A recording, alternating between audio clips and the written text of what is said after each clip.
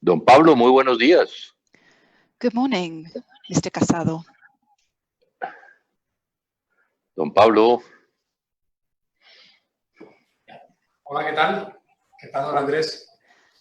¿Qué dice don Pablo? Lo veo muy bien. ¿Cómo lo trata el COVID-19? COVID-19 Vamos sobreviviendo, querido presidente. Sobrevivimos, ¿no? We're surviving here. ¿Cómo está la familia?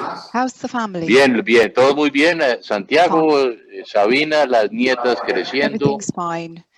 La otra niña en España, otra en Estados Unidos. ¿Cómo está la familia, Pablo? Daughter in the States, another in Spain. How's the Todo family? bien, aquí preocupados porque ya sabes que las cifras han sido muy malas, pero bueno, ahora vamos a ver si conseguimos que haya una recuperación económica mayor.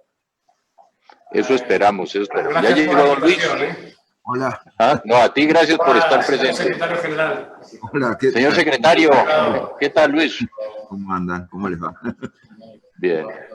Enhorabuena por la reelección. Gracias, salió bien. Así. Felicitaciones, sí. Todos felicitaciones a don Luis. ¿Ah? Bien, vamos arriba. Bueno, yo creo que ya estamos listos, ¿cierto? Yo creo que ya podemos comenzar. Cuando digas. Okay, I think we can start.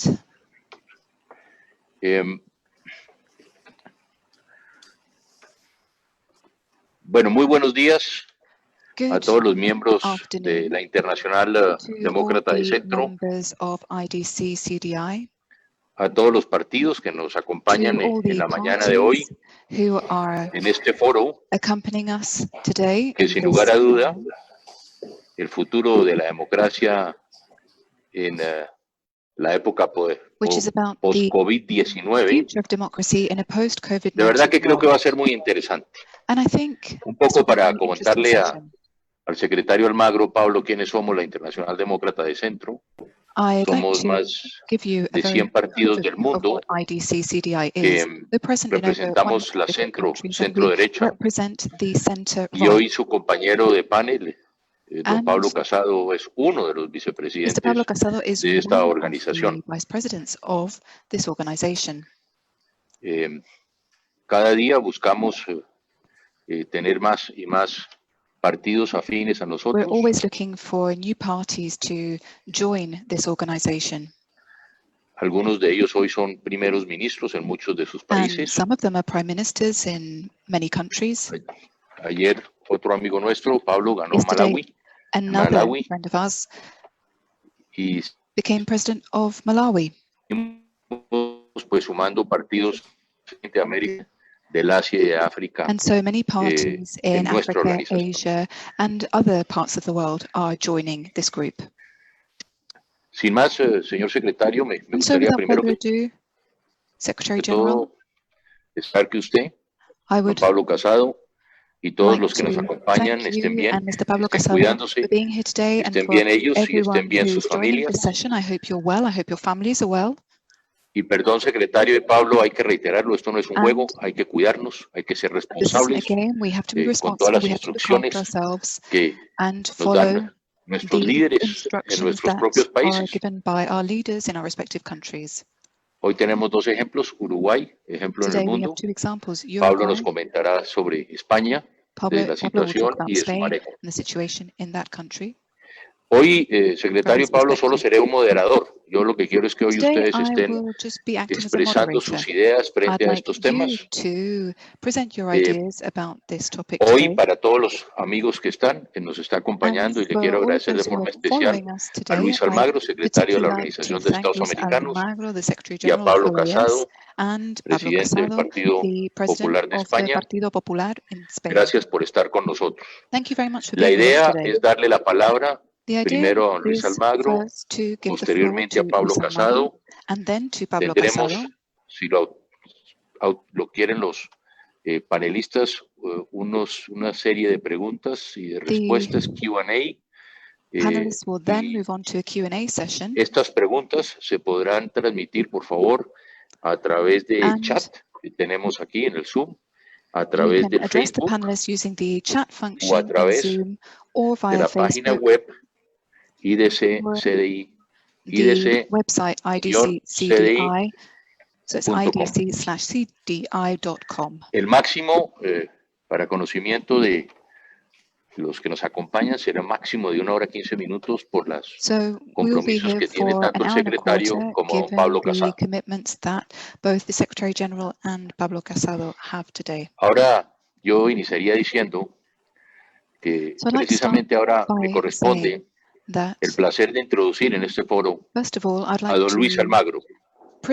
introduce Luis Almagro. Conste que digo introducir y no presentar, porque ciertamente el secretario Almagro no necesita Secretary presentación General en ningún Almagro, in evento actual fact, doesn't need to be que convoque presented. a I'm los amigos introducing him. de la He's libertad y de a la friend democracia. of freedom and Ha democracy. sido en buena hora reelegido recientemente He como has secretario been general de la re-elected OEA. recently as A Secretary nombre General de of la the IDC OAS. CDI, nuestra más sincera And on felicitación. behalf of the IDC CDI, we'd like to congratulate him. Y en este cargo, tan importante como difícil, And ha brillado in this luchando sin miedo difficult y sin cansancio role, por los he grandes has been valores que fighting inspiraron tirelessly for el the nacimiento de la organización. values that led to the creation of this Su lucha organization.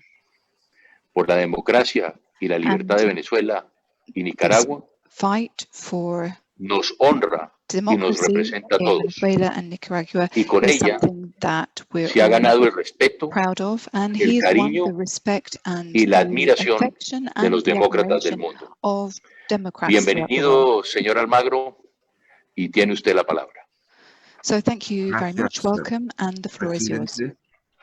Es un placer estar contigo, estar con Thank you. It's a pleasure to be muy here today honrado de la compañía en el panel along de hoy. with Pablo Casado. It's a real honor to be part of this panel.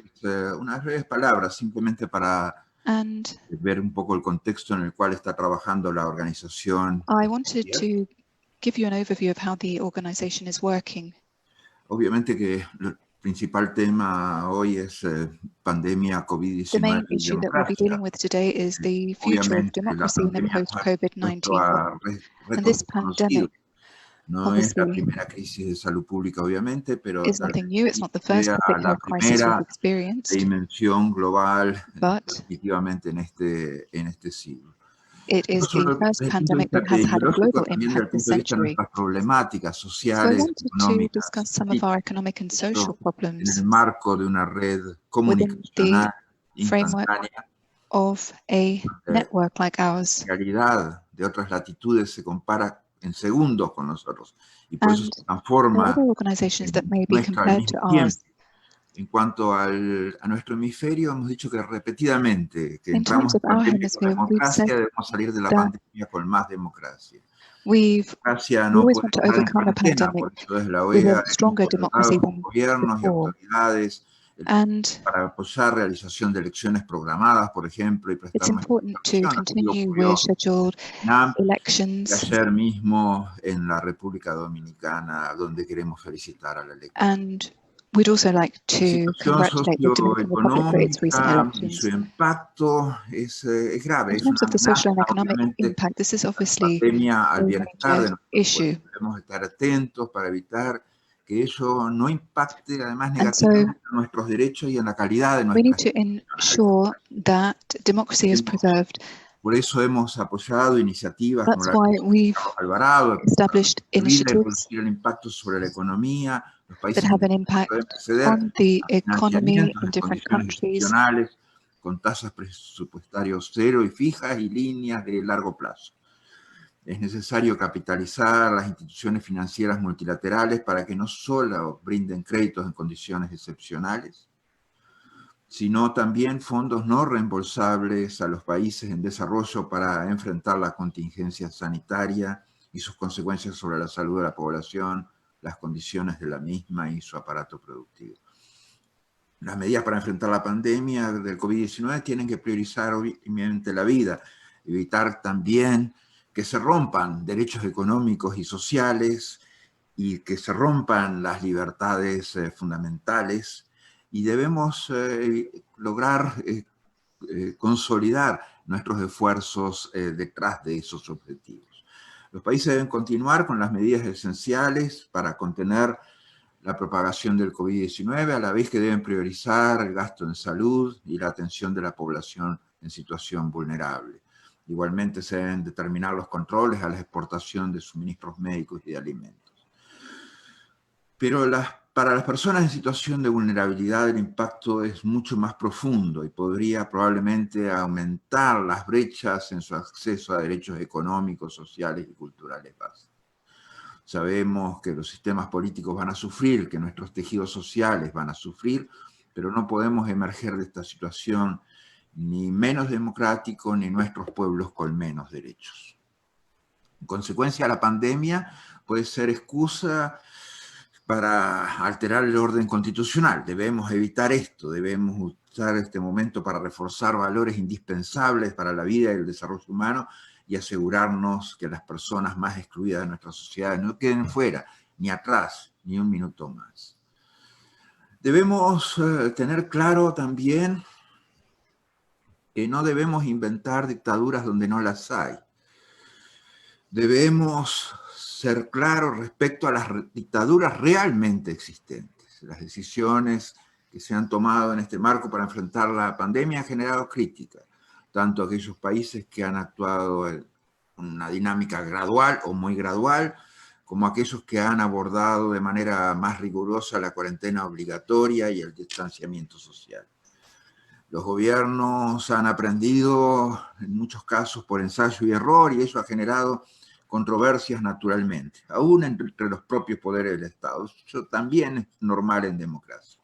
Todo ordenamiento constitucional democrático contempla estados de emergencia o de excepción, de necesidad y urgencia, que otorgan cierta autonomía al Poder Ejecutivo para enfrentarse a situaciones imprevistas y que ponen en riesgo determinados derechos. Todos hemos visto en nuestros países libertad de circulación, libertad de tránsito, libertad de asociación, libertad de reunión suspendida. Hemos visto procesos electorales suspendidos.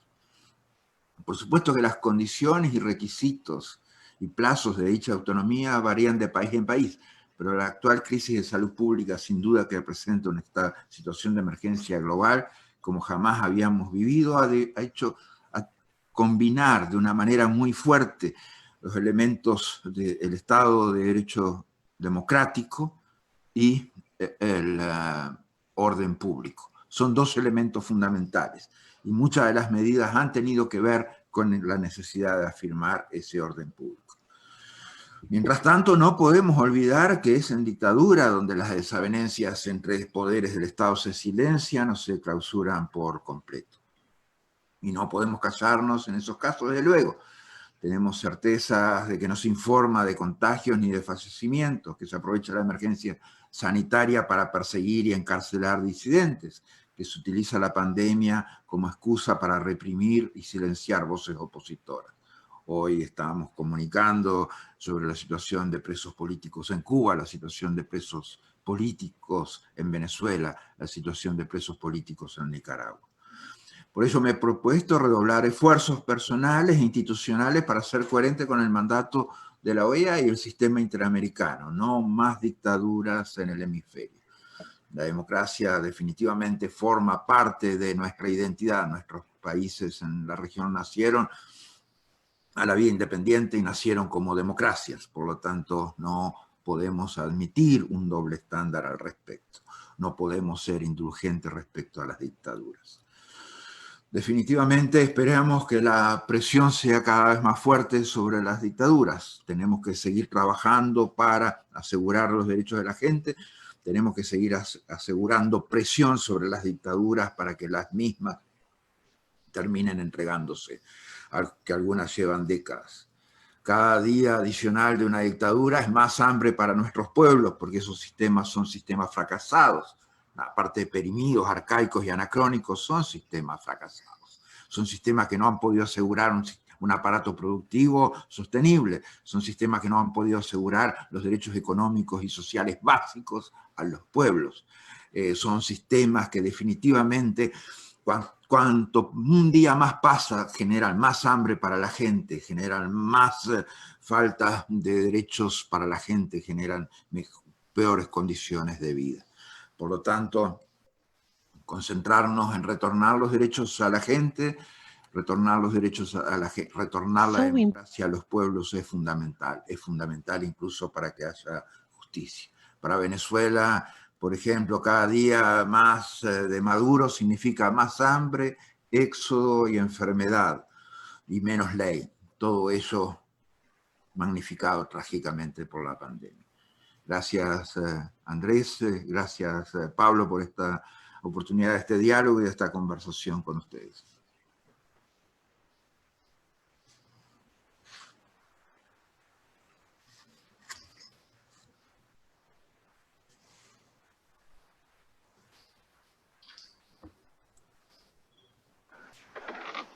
Pablo. Ahora sí. Secretario, muchas gracias. Estaba yo aquí en mute. Muchas gracias, Luis. Muy interesante los planteamientos que hace, que tendremos oportunidad y estoy seguro que vendrán preguntas y respuestas a temas fundamentales en los cuales planteó usted en su intervención. Ahora le voy a dar la palabra a don Pablo Casado. Pablo es sin duda uno de los jóvenes o más jóvenes líderes europeos del momento. Pablo, como lo dije, es vicepresidente de esta organización, de la IDC-SDI, pero además, y lo más importante, es el presidente del Partido Popular de España.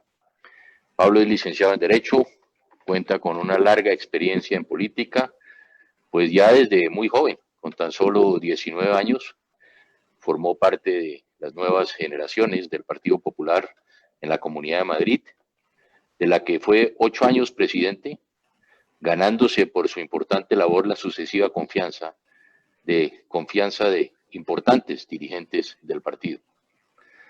Yo, Pablo, ya lo conocí hace muchos años, muy joven. Yo también era joven, también en esa época, lo que pasa era Pablo era mucho más joven, al lado de nuestro común amigo, el expresidente José María Aznar. Y ya en el 2017 inició su primera experiencia internacional en defensa de la democracia. El secretario Almagro viajó hasta Cuba, donde se reunió con disidentes del castrismo y con líderes como Osvaldo Payá. Ha ejercido como diputado en la Asamblea de Madrid entre el 2007 y el 2009 y ya en el 2011 entró a formar parte como diputado por la capital, miembro del Congreso de los Diputados en más de 4 legislaturas de las Cortes Generales. En julio del 2008, su partido, con un importante número de apoyo de los votos de los compromisarios, reemplazando así a nuestro querido vicepresidente Mariano Rajoy. Fue impulsor de una novedosa plataforma electoral registrada con el nombre de España Suma. Claro defensor de la importancia de la hispanidad, hace 2 días pedía en varias intervenciones para los próximos comicios autonómicos españoles la unidad entre los demócratas, y lo hace tanto en España como cuando se refiere a la comunidad internacional. Por ello, en su larga experiencia como defensor de la más amplia y sólida democracia, seguro que aportará junto a nosotros en esta jornada post-COVID fórmulas para limitaciones en algunos continentes afectados, así como líneas de aseguramiento de una democracia global. Pablo, entonces tienes la palabra. Muchas gracias por estar con nosotros de nuevo. Muchas gracias, presidente Pastrana, y gracias, secretario general Almagro. Gracias, Luis, gracias, Andrés, y gracias a todos los que están conectados a este webinar de la IDC, organización a la que tengo el placer de pertenecer y ahora la responsabilidad de representar.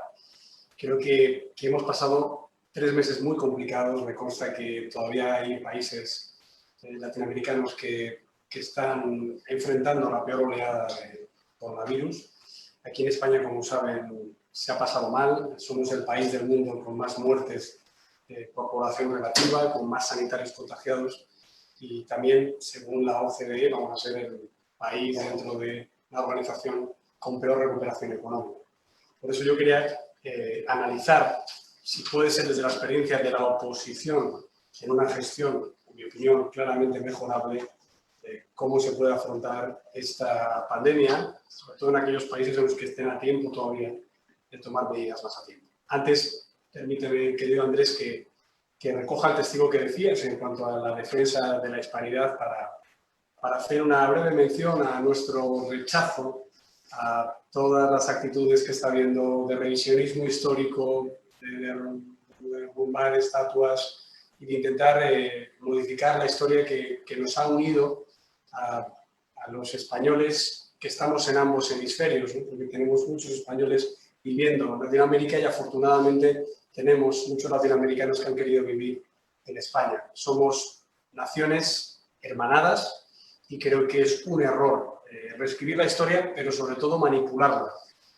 Creo que la hispanidad fue una unión de culturas, una unión posteriormente de naciones, pero sobre todo creo que fue una fuerza transatlántica que hoy perdura 5 siglos después y de la que estamos muy orgullosos. España no podría explicarse sin Iberoamérica y creo humildemente que las naciones iberoamericanas no se podrían explicar sin esa contribución de la hispanidad.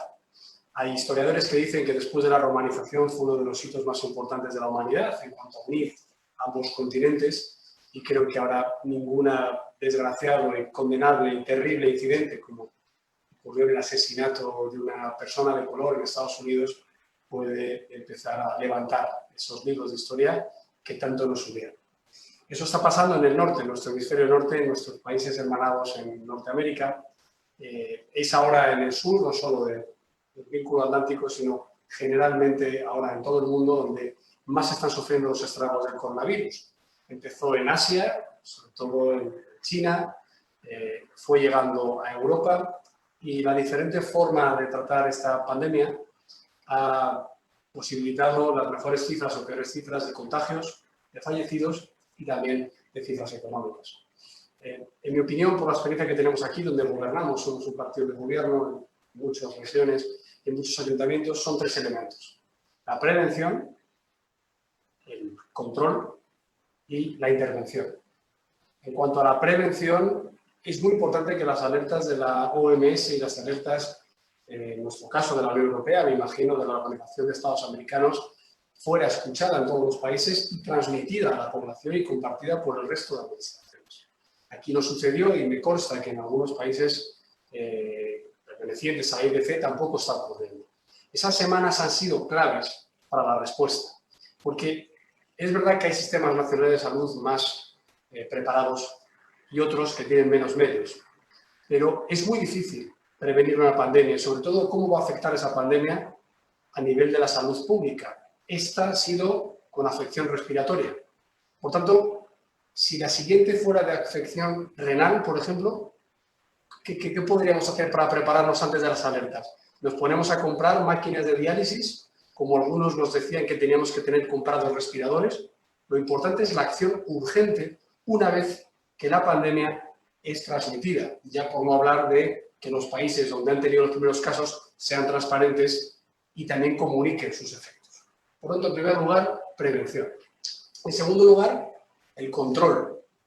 Nosotros, los estudios que tenemos es que la mascarilla impide un 95% de los contagios. Hay muchos países en el que, por falta de garantía de suministro, no se han hecho obligatorias. Hay incluso algunos mandatarios que ostensiblemente no la utilizan en público.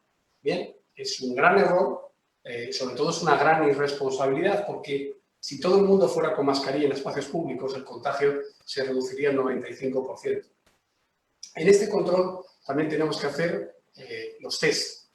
Test, decía el director general de la OMS. Es muy importante que para que no haya confinamientos masivos, que hay países en los que por la concentración demográfica son muy difíciles de cumplir, y hay en otros en los que se han decidido hacer demasiados drásticos, eso no tenga unos efectos económicos perversos. Lo que se ha hecho, por ejemplo, en Japón, o en Alemania, o en Portugal, o en Grecia, con distintos gobiernos, ha sido ir segmentando a la población con test y aplicaciones informáticas de huella de contagios, para saber con qué contacto se ha estado y si hay alguien da positivo, poder avisar. Son aplicaciones que no son muy costosas. Eso sí, implica transparencia en el país para que el uso de los datos informáticos no se utilice a favor de gobiernos autocráticos. Por tanto, es muy importante la prevención, pero también el control a través de test y de barreras de contagio. Pero luego también tenemos la intervención.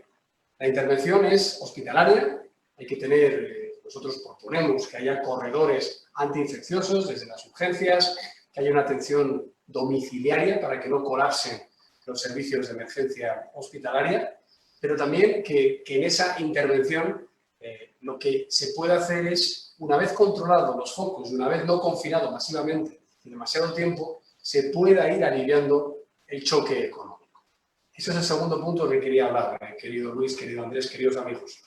¿Qué efectos tiene esta pandemia una vez analizados los efectos sanitarios en lo que vienen a ser los efectos económicos? Bueno, yo puedo hablar de las cifras que ha dado el FMI y son muy preocupantes. Se habla de que la región latinoamericana se va a desplomar un 9,4%. Esos son 3 veces más que la media de los países emergentes. Vamos a tener un desplome mucho mayor que otros países, otros focos como el Far East, el extremo oriente o mucho más en relación a lo que está pasando en países del norte menos poblados, como es el caso de Rusia. Entonces, en este caso, el desplome en España incluso va a ser mayor que esta media de la región. Estamos hablando de un 10,2%, según la OCDE y el FMI. Y ese desplome de la economía además va a tener una lenta recuperación. Nos recuperaremos peor que otros países. Bien, por eso es importante que los confinamientos no sean masivos y muy prolongados, pero por eso también es importante que la pandemia no dé lugar al resurgimiento de los elementos, de los enemigos de la libertad contra el libre comercio, contra la posibilidad de mantener los empleos, las industrias, en definitiva, aprovechar el virus para hacer ingeniería social, aprovechar la pandemia para intentar coartar la libertad de empresa, coartar la libertad de los países para seguir avanzando en las agendas de ruptura. Yo he visto cómo países que estaban creciendo poco, es el caso de Argentina, de México y de Brasil, van a tener mayor afectación. Sin embargo, hay otros países como Paraguay o como Uruguay que la buena respuesta frente a la pandemia va a permitir una previsión de recuperación mucho más rápida. El problema de esto es la repercusión sobre la pobreza. El Banco Mundial estima que puede crecer un 23% en toda la región latinoamericana. Una pobreza que hay ya en lugares en los que llueve sobre mojado. Los efectos pueden ser catastróficos porque ya había bolsas de pobreza tremendamente dañadas. Por tanto, el tema económico para nosotros es importante que haya una concertación internacional para las ayudas. Me consta que en Latinoamérica, el FMI y también el Banco Mundial está actuando en algunos países. En Europa lo está haciendo el Banco Central Europeo, en Estados Unidos la Reserva Federal. Bien, pero creo que en esto es importante, es mejor una ayuda de liquidez a una empresa, a un autoempleador, a un autónomo para que no cierre, es mejor políticas de rebaja fiscal, aunque se recaude menos, no se arroja personas al desempleo y no quiebran las empresas, y ya habrá margen para reducir esa brecha fiscal más adelante, sobre todo en los países que no pueden perder el tejido productivo, puesto que ya el Estado tenía muy pocos planes de ayuda a las personas más vulnerables. Y el tercer tema, queridos presidente y secretario general, es esa afectación de la pandemia sanitaria y de los estragos económicos en el tejido social y el aprovechamiento frente a las libertades. Me explico. Ha hablado Luis Almagro de lo que está pasando en Venezuela, lo que está pasando en Nicaragua.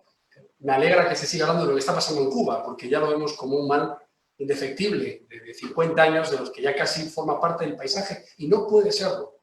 Ellos aprovechan con sus mantras a decir que dejan médicos, que mandan aviones de médicos a otros países, cuando sabemos que eso se basa en una propaganda encima del sufrimiento de la población que está en la absoluta miseria.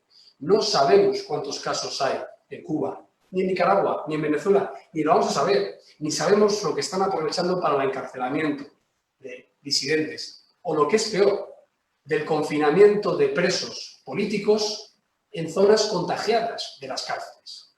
Estas son cuestiones terribles que además afectan en la agenda electoral. A mí me parece bien y doy la enhorabuena al nuevo gobierno de República Dominicana, como decía el presidente Pastrana de Malawi y también de Croacia, que fueron ayer las elecciones, todos ellos, Croacia y Malawi, miembros de la IBC. ¿De acuerdo? Pero en el caso de Bolivia tenemos confianza de que el proceso electoral sea dilatado, sea retrasado por una cuestión de participación como se vio en Francia en las municipales. ¿De acuerdo? Pero eso no es comparable con Venezuela. En Venezuela se intenta trasladar la normalidad de que hay un proceso electoral que puede tener lugar y que los responsables son la oposición de no quererlo hacer, y es todo lo contrario. La convulsión social, económica y sanitaria no se puede utilizar. Que ni está previendo la sanidad para curar a los enfermos, ni va a poder sacar de la pobreza y de la miseria extrema a los que caigan enfermos o pierdan el empleo, y que encima quiere seguir construyendo un régimen clientelar en el que toda la población tiene que depender hasta en su miseria del Estado bolivariano, es decir, del régimen de Maduro. Lo mismo puedo decir con el caso de Daniel Ortega, lo mismo puedo decir, por supuesto, en el caso del régimen de los Castro. Esa libertad se empieza a perder con las normas no escritas, como decía el último libro de Ziblatt y Levinsky, Cómo mueren las naciones. Esas normas no escritas que en las pandemias, al margen de las constituciones, al margen de la legislación sanitaria, al margen de la legislación social de las pandemias, empieza a emerger. Y eso yo creo que es algo que tenemos que tener muy en cuenta y es algo que tenemos que reivindicar con la colaboración internacional y, por supuesto, con el amparo de organizaciones como la IDC y de la Organización de Estados Americanos. La libertad no puede estar en cuarentena. La libertad no puede recibir otro virus, además del totalitarismo dictatorial, otro virus a través de una pandemia. Creo que es momento de fortalecer nuestros lazos y de seguir condenando esas agresiones. Ahora en Europa la estamos pasando mal, cierto es, pero en Europa hemos seguido hablando de la oposición venezolana, hemos seguido reclamando que haya una transición y una salida inmediata del régimen de Maduro. Por ejemplo, el ejemplo del Banco de Londres el otro día con las reservas de oro es una buena constatación de que el mundo no se ha de detener por el coronavirus para defender las libertades, o las sanciones de la Unión Europea a los gerifantes chavistas que traen aquí a sus hijos a estudiar, a comprarse pisos, mientras están arruinando a la población y están exportando además y comerciando y traficando con el tráfico de estupefacientes y el narcotráfico. Por eso yo quiero acabar estas palabras dándole la enhorabuena a Luis Almagro por la valentía que ha demostrado siempre, porque en esto, como siempre hemos dicho en la IDC, no hay ideologías de partido. Da igual que hayamos pertenecido a un gobierno socialdemócrata, o un gobierno conservador, o demócrata cristiano, o liberal, siempre y cuando defendamos los preceptos básicos, los principios democráticos del Estado de Derecho, del respeto a la propiedad privada, a la libertad individual, a la igualdad entre hombre y mujer, a la protección social. Eso es lo que nos une a todos, de distintas responsabilidades, y esa es la conquista que tenemos por delante. Que no permitamos que la pandemia cause más estragos en las cárceles, que no permitamos que el virus y la mala gestión de algunos gobiernos se cebe con los más vulnerables, los que no tienen acceso a la sanidad pública, los que no tienen acceso a una vivienda en la que puedan guardar la distancia, los que no tienen acceso a lo más básico. Ese es nuestro compromiso y para ello pues, estaremos luchando desde aquí, desde este país tan querido para Latinoamérica y también para todos los demás que nos están escuchando. Sé que hay representantes también de países africanos, algunos también vecinos de la ribera sur, de la orilla sur del Mediterráneo, y también aquellos compañeros en el extremo oriente que por desgracia llevan 2 meses más luchando contra la pandemia y ahora contra los rebrotes. Juntos nos derrotaremos, pero sin descuidar nuestra lucha por la libertad. Gracias. Muchas gracias, Pablo. Sí, yo creo que aquí uno de los grandes resúmenes, y yo creo que en esto también el secretario Almagro estará totalmente de acuerdo.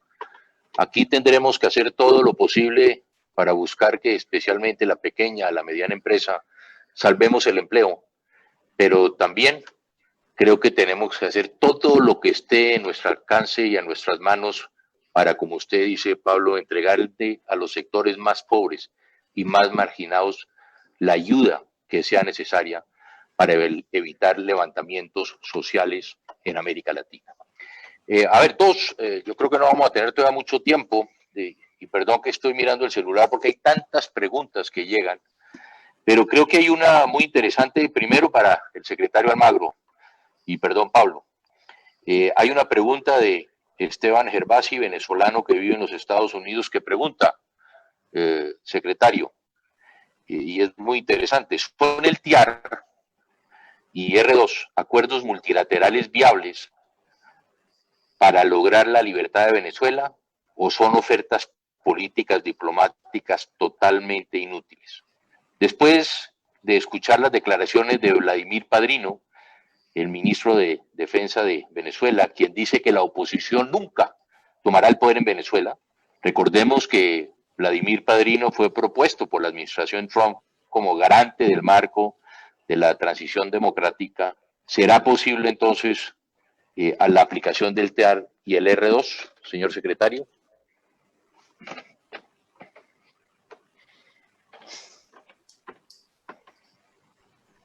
Todos los instrumentos del derecho internacional son claves y deben estar disponibles para lograr una solución en Venezuela. Y yo empezaría más que nada por la justicia. Y creo que la justicia va a tener más que ver con la libertad de Venezuela que muchos de los instrumentos del derecho internacional público. El régimen bolivariano tiene cuentas pendientes con la justicia prácticamente en todo el mundo. Tiene cuentas pendientes por temas de corrupción, tiene cuentas pendientes por violaciones sistemáticas de los derechos humanos y tiene cuentas pendientes por narcotráfico. Hay juicios contra venezolanos del régimen, contra dictadores, en prácticamente en curso en Estados Unidos y abriéndose las posibilidades para otros casos. La reciente captura de Alex Saab y su eventual extradición a Estados Unidos son un elemento fundamental. Porque este régimen es un régimen no tiene lógica política. La lógica política se terminó hace mucho rato. No es un régimen que actúe políticamente. Es un régimen que hoy está actuando criminalmente. Desde el punto de vista político es algo liquidado desde hace tiempo. La dictadura bolivariana es algo que ya pereció desde el punto de vista político hace mucho tiempo. Hoy se sostiene en una lógica criminal. Y esa lógica criminal implica que es necesario mayor presión sobre eso y es necesario traer la justicia tan cerca como se pueda de ellos. Porque es solamente cuando sientan la presión es que eventualmente van a rendirse. No he conocido ningún criminal que se presente, ningún narcotraficante que se presente ante la jefatura de policía y diga, por favor, métanme preso, acá está la evidencia, yo soy un narcotraficante. No se presentan tampoco ante un juzgado con ese objetivo. Claramente, solamente se entregan cuando están rodeados, cuando están muy rodeados y cuando sienten la presión de que deben hacerlo. Y esa es la situación. Entonces, los instrumentos del derecho internacional público sí son fundamentales en este caso. Y serán claves, esperemos en todas sus dinámicas políticas, y serán absolutamente necesarios en todas sus dinámicas políticas. No podemos esperar que nunca han funcionado con la celeridad que las circunstancias requieren. Entonces no podemos esperar que funcionen con esa celeridad hoy para Venezuela. Pero sí, en determinado momento, han traído soluciones.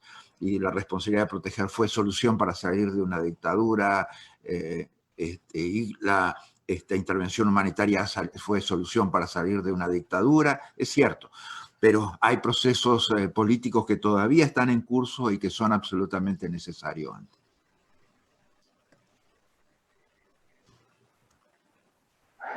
Secretario, usted toca ahí un punto muy importante y yo creo que puede cambiar la geopolítica en América Latina.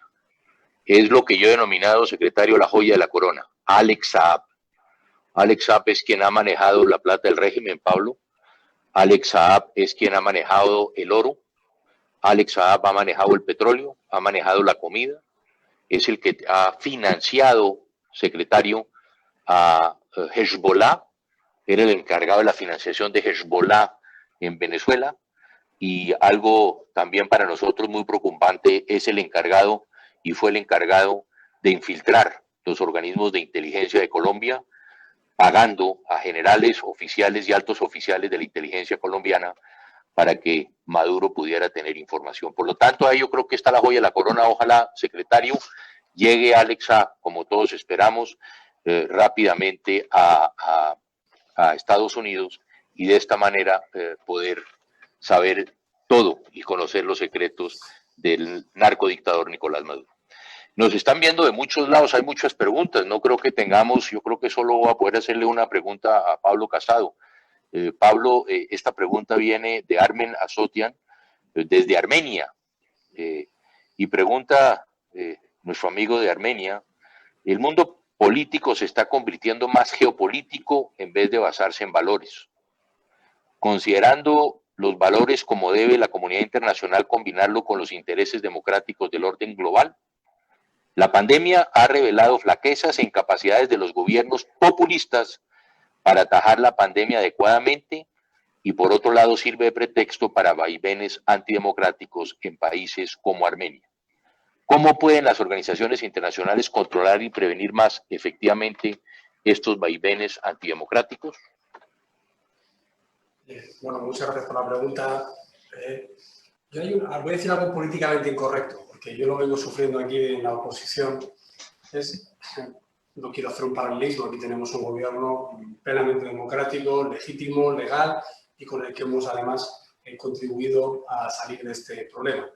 Pero es verdad que los gobiernos tienden a decir la unidad, la unidad, la unidad, la unidad para salvar cualquier pandemia, lo cual es positivo si no se convierte en uniformidad. Yo estoy convencido que para las pandemias o las crisis económicas no todo es unidad, porque si no todos los países optarían por ser regímenes no democráticos, donde evidentemente hay una unidad solo en torno al gobierno. La oposición es esencial para decir lo que se puede mejorar, para criticar y censurar lo que se ha hecho mal, para prevenir comportamientos, como yo decía al principio, en comparación con otros países, que se pueden implementar. El riesgo de las autocracias ahora es que ellos se revistan de la eficacia que les da la supuesta unidad, es decir, la uniformidad, es decir, el no tener alternativa ni oposición. Esto se ha podido ver, o ha habido, por ejemplo, desde Estados Unidos, críticas a China. Ha habido críticas desde los países del Cáucaso a Rusia. Y, por supuesto, que criticamos, y lo critica el secretario general de la OEA, críticas a países dictatoriales como Nicaragua, como Cuba y como Venezuela, que todavía tienen la desvergüenza, si se me permite esta expresión, de presumir que gracias a ese Estado único, omnímodo, están saliendo mejor de la pandemia. Eso es algo que no podemos tolerar por definición, por base de principios democráticos. Pero es que además los hechos les quitan la razón, ¿no? Y en este caso yo creo que es importante, como bien decía la pregunta, que la pandemia no dé paso a otros problemas de índole democrático. Es verdad que las pandemias siempre han tenido un efecto transformador. Lo tuvo la última gran gripe a principios del siglo XX, la mal llamada gripe española, porque como bien saben ustedes no surgió en España, sino que España fue el primer país que denunció esta pandemia y la puso en conocimiento del orden global, pero lo hemos visto incluso en otras cuestiones no relacionadas con la salud pública. Hace apenas unos meses conmemorábamos el 30 aniversario de la caída del muro de Berlín. Es un acontecimiento político que cambió el paradigma económico de decenas, me atrevería a decir, incluso de más de un centenar de países. Bien, las Torres Gemelas, un acontecimiento terrorista que cambió la forma de viajar, la forma de interactuar, las defensas de los países, cambió también presupuestariamente el esquema gubernamental, con mucha afectación en los fondos, la cooperación y los fondos para luchar contra la pobreza. Los países se tuvieron que rearmar en seguridad, en inteligencia y en contraterrorismo. Por tanto, ¿cómo va a afectar esta gran epidemia después de haber sorteado en los últimos años el mundo desarrollado amenazas que no llegaron a ocurrir? La gripe aviar, ¿lo recuerdan? El ébola, en África ha tenido incidencia en varios países, pero su llegada a Europa y a Latinoamérica fue prácticamente testimonial. Lo hemos visto también con cuestiones relativas a las supuestas mutaciones del virus SARS. Aquí en España, por ejemplo, llegó en el año 2003. Esta es la que de verdad ha tenido una afectación en todo el esquema productivo y sanitario. Entonces, yo lo decía al principio, y por no perder mucho tiempo, lo dejo enunciado. Esto no puede dar cabida a prácticas proteccionistas en el entorno comercial.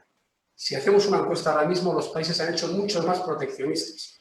Es verdad que habrá que tener cierta industria nacional sanitaria en cada país, porque se ha visto que hay falta de avituallamiento, de estocaje, cierto, pero no podemos volver a la autarquía, porque se ha demostrado a lo largo de la historia que empobrece más, que el libre comercio ha permitido el crecimiento, muy en especial de Latinoamérica. Durante la última crisis, la gran crisis financiera, Latinoamérica creció mucho más por la exportación de commodities, por la exportación de materias primas. Ahora mismo sería muy egoísta cerrar esos mercados a los países incluso más humildes, de acuerdo de los africanos.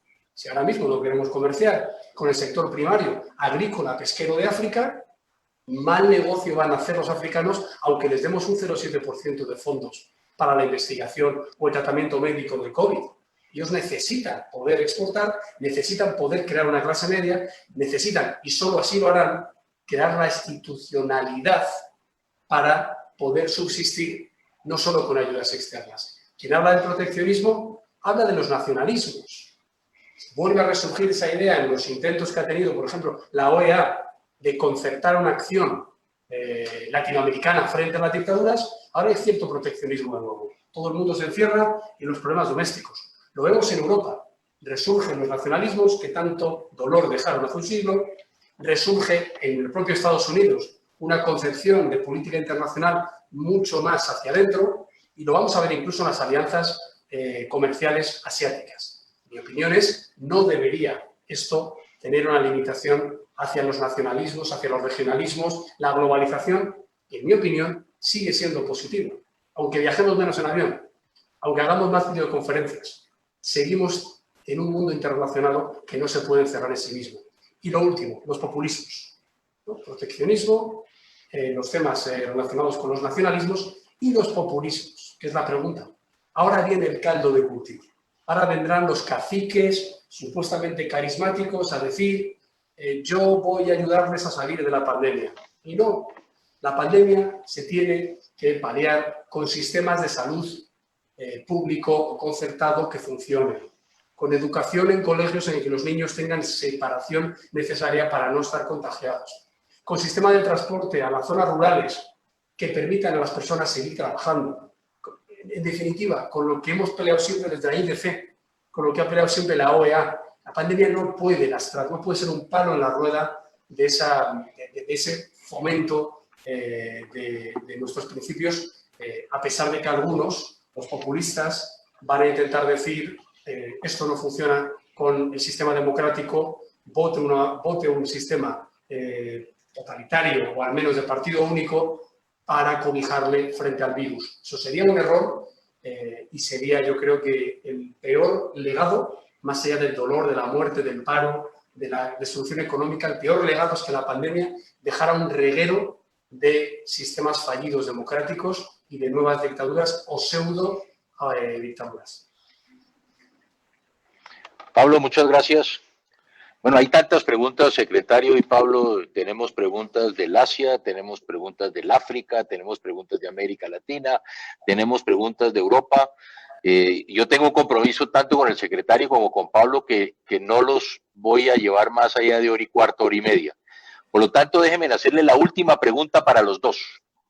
Vamos a darle a cada uno un tiempo. Es de un buen amigo también, secretario y Pablo, el alcalde de Venezuela, de Caracas, Venezuela, Antonio Ledesma. Y el alcalde Ledesma le pregunta a los dos. Y gracias, alcalde, por acompañarnos.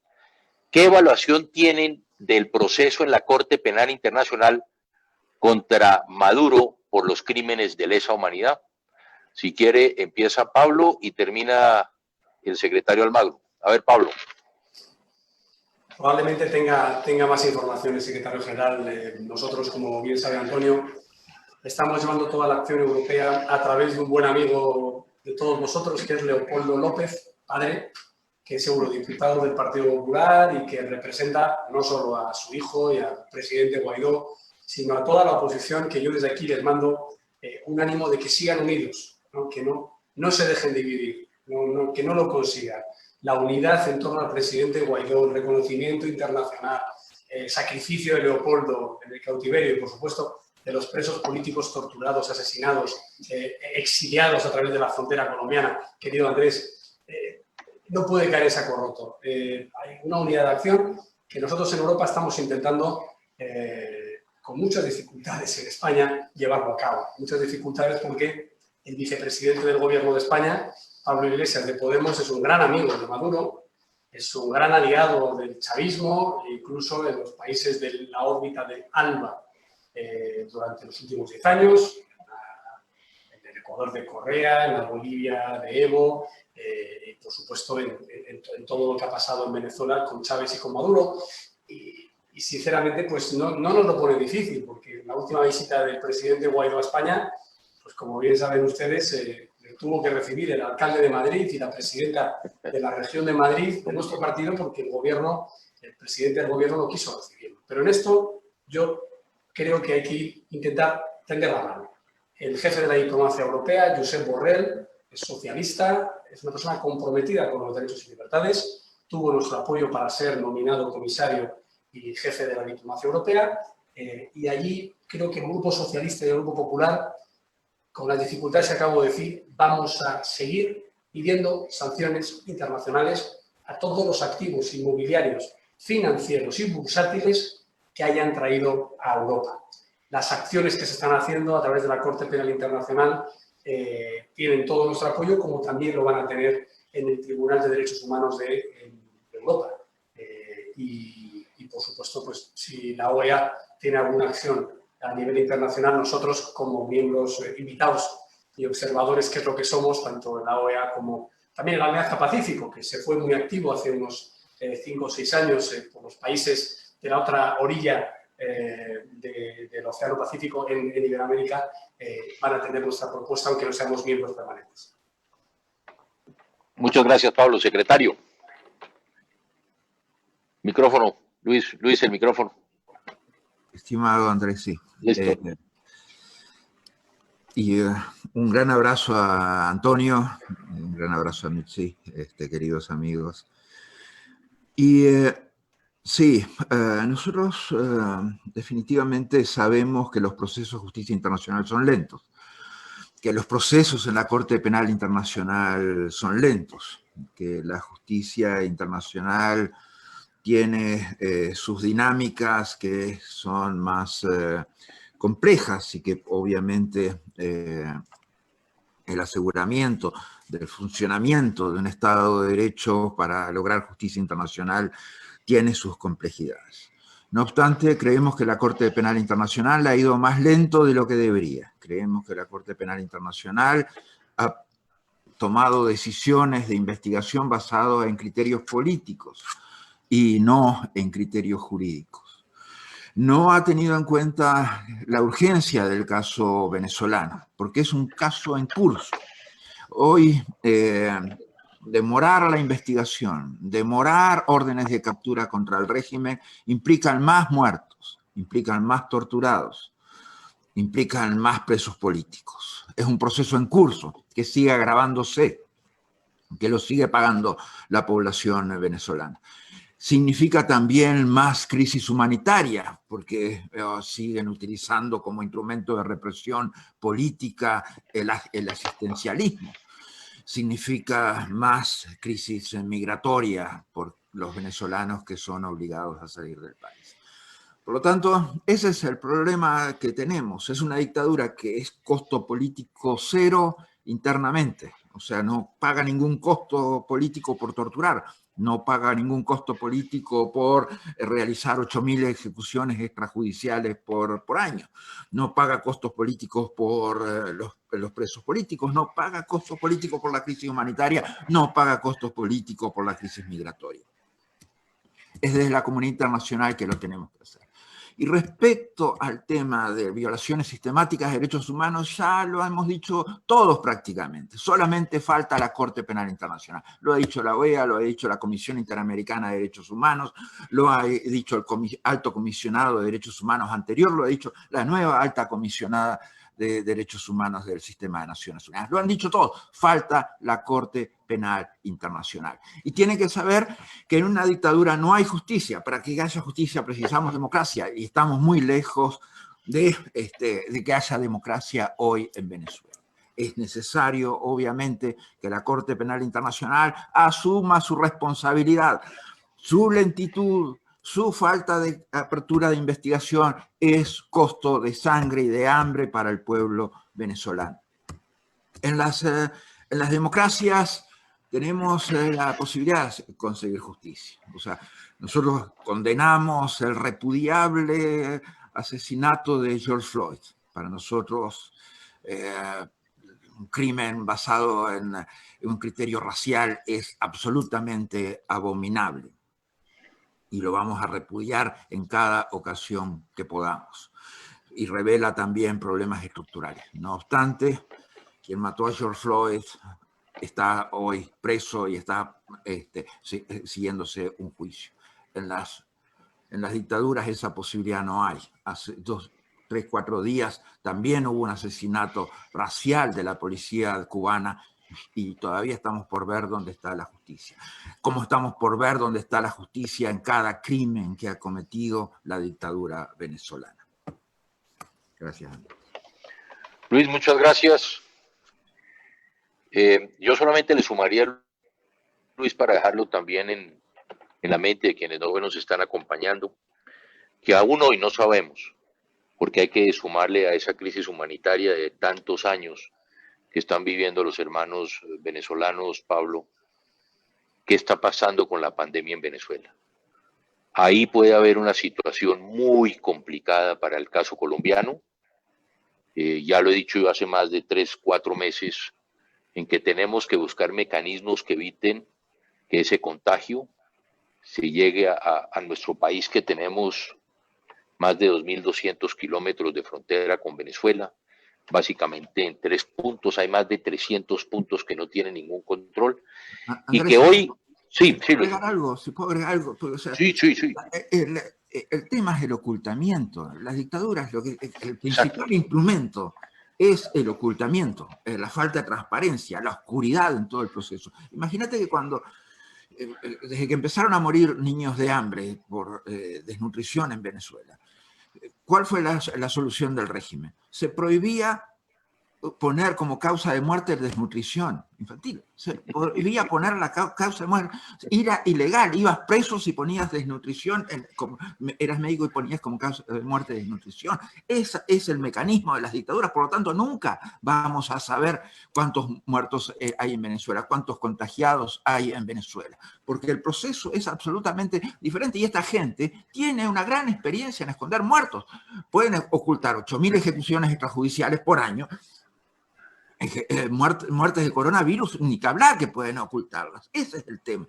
O sea, y ese es el problema principal. Y definitivamente es un problema regional, como todos los problemas regionales que ha causado el régimen. La crisis humanitaria, la crisis migratoria y la crisis de inestabilidad y la crisis contra la seguridad y la paz y estabilidad regionales, porque el narcotráfico, porque el albergar terroristas, eso es atacar la estabilidad y la paz regionales. Por lo tanto, ese es el tema de la dictadura, es permanente. Todo lo que llega a Venezuela se transforma en un problema para la paz y la estabilidad regional.